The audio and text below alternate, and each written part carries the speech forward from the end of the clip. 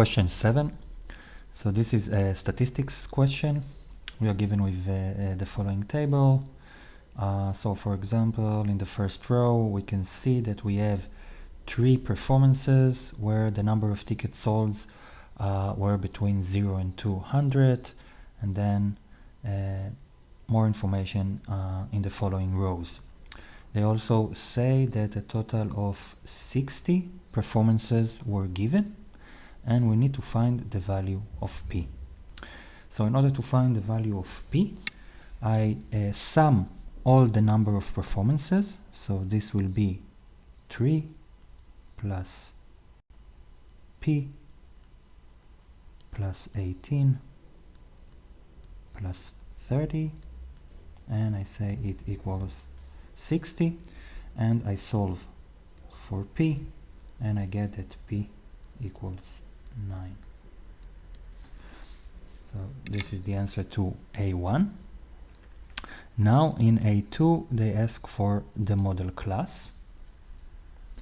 So the model class is the class with the highest number of performances or highest frequency, and this is this class where we have 30 performances. So model class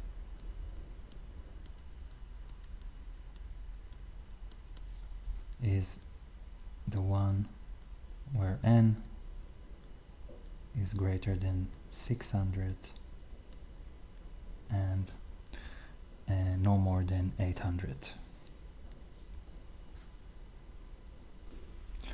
Moving on to B.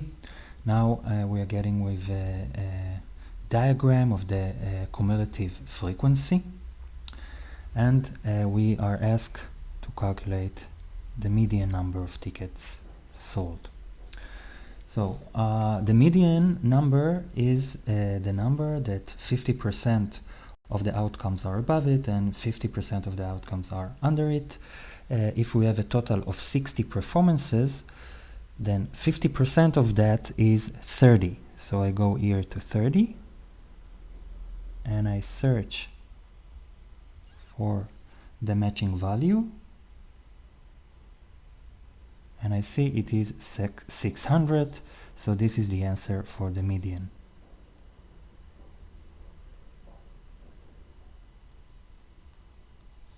$600 tickets. Now B2, the number of performances where at least 80% of the tickets were sold. So what is 80% of the tickets? The maximal value of the tickets that can be sold is 800. Yeah, we can see it here in the last class. And we need 80% of that.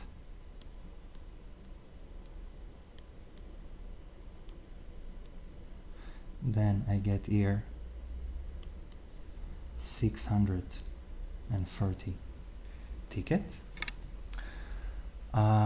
Then I go to the diagram again. I search for 630 tickets and I find the matching value, which is 40.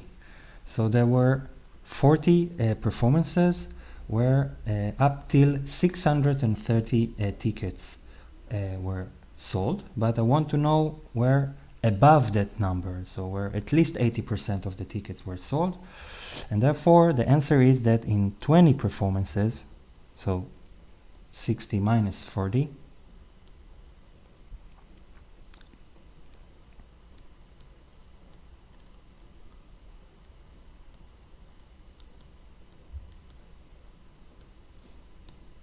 ,20 performances, at least 80% of the tickets were sold.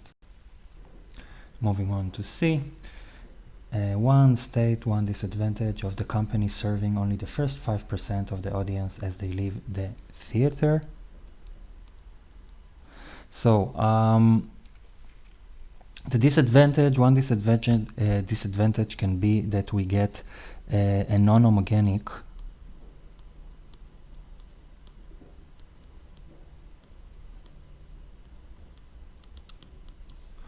or biased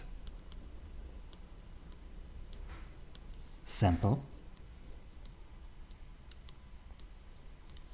Yeah, so if we only surveyed the people that leave the performance early, those might be people that were not happy with the concert, and therefore when we survey them, it will naturally be reflected in their feedback, and we get a biased sample.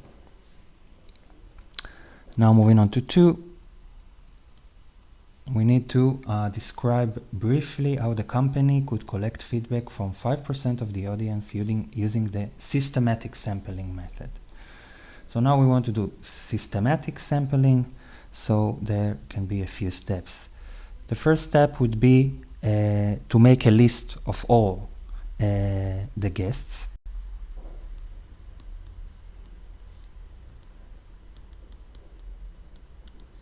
Make a list of the audience.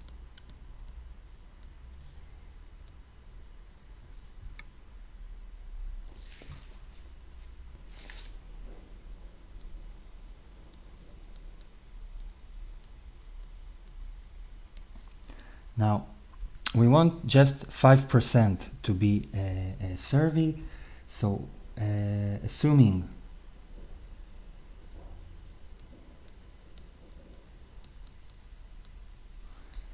uh, 100 guests,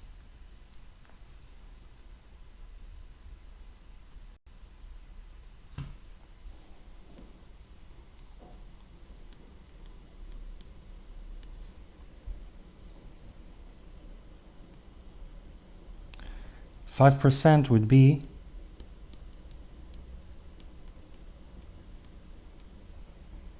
5 guests.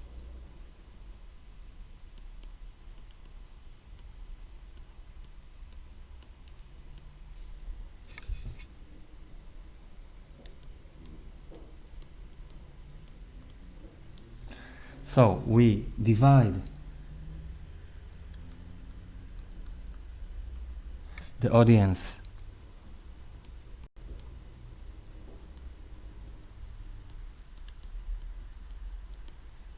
into 5 groups.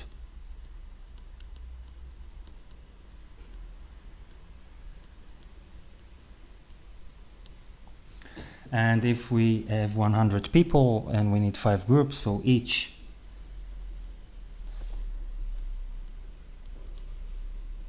with 20 guests,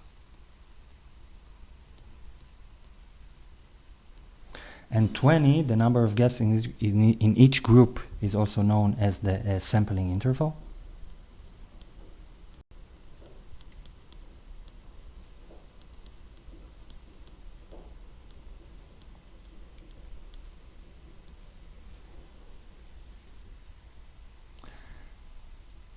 And then we randomly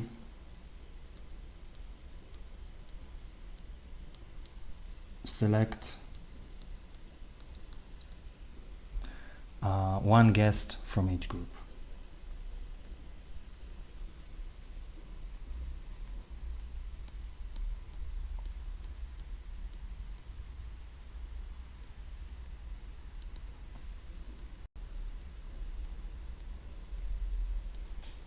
Yeah, then we have 5 groups. In each I survey one randomly selected guest. I get 5 surveys, 5% of the guests.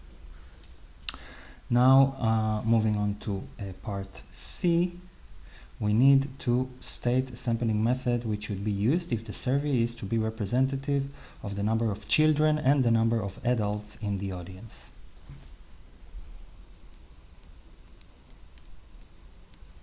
So in this case we will use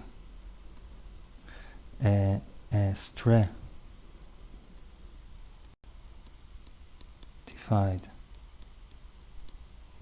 sampling.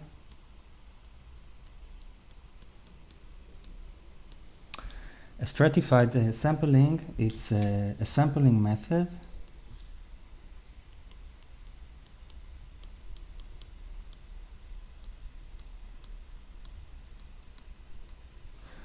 for populations with subgroups.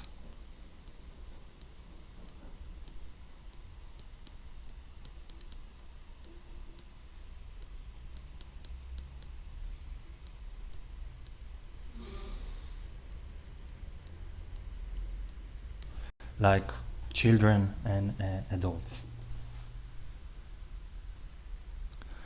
Now part D. Here there's a box on the whisker diagram, and we need to estimate the number of people who spend between $3 and $25. So I go to the diagram and I see that 3 is the number here, and since it is a box on whisker diagram, this is also the value of Q1 of the first, the 25th percentile. So this is the value that 75% of the outcomes are above it, and 25% of the outcomes are under it. So if we need to state the number of people who spend more than 3, this would be 75%, and 75% from the total number of tickets which is given. So I divide it by 25 with the numerator and denominator, and here 4 and 36,000 is 9,000, and I get 27,000. So this is the number of people who spend between 3 and 25. Now I move on to part 2 here. So half the audience spend less than A, estimate the value of A.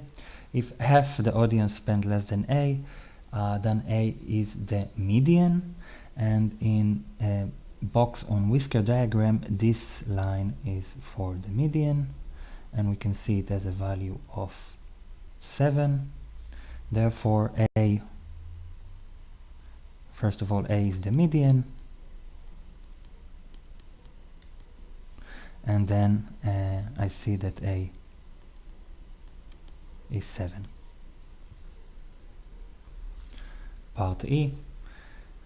So here again they give 60 performances, but they expect to sell 18 additional tickets for each performance.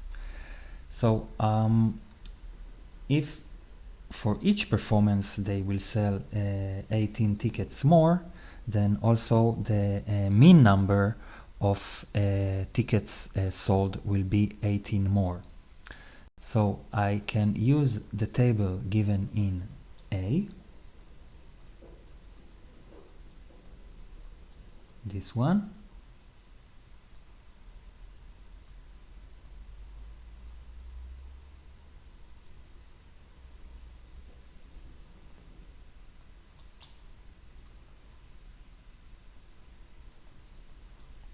and let's put it here.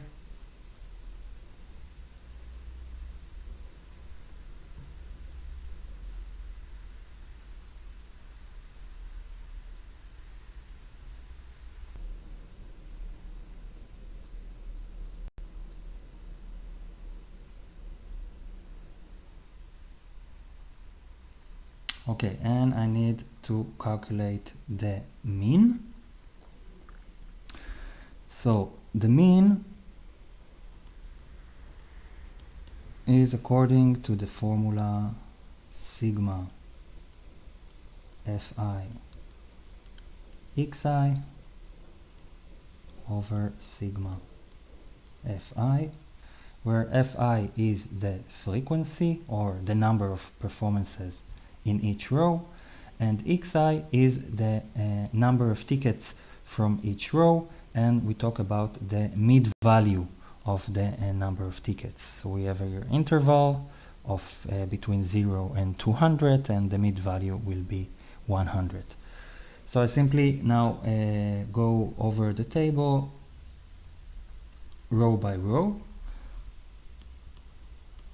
to calculate the mean. So from the first row I have a frequency of 3 times the mid value of 100 plus 9, p was 9, and a mid value of 300 plus 18 times a mid value of 500 and plus 30 times a mid value of 700, and the sum of all frequencies is 60. So here we get 300, here we get 2700, here we get 90,000,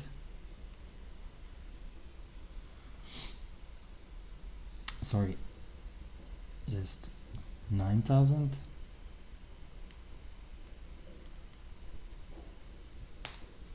and here we get 2100.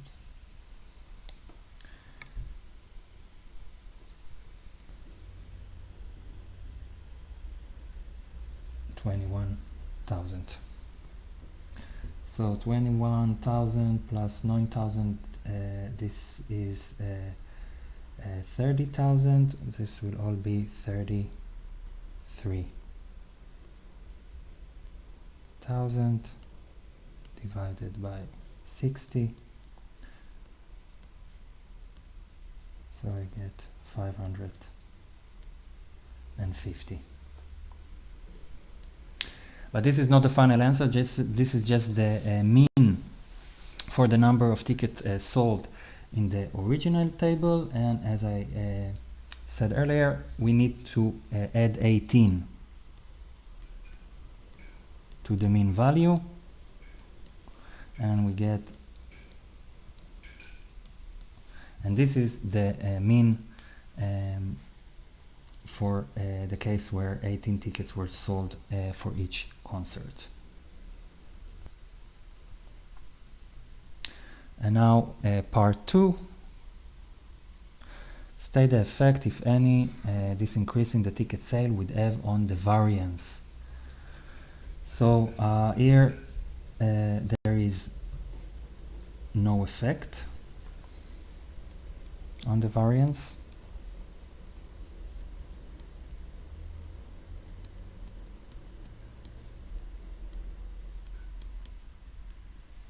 No effect on the var. This can be shown by looking at the term of the variance.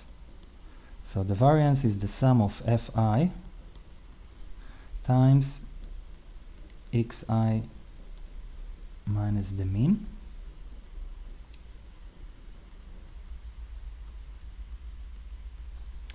So again, fi is the frequency or the number of performances, and for each row in the table I need to take now the mid value of the tickets sold minus the mean value.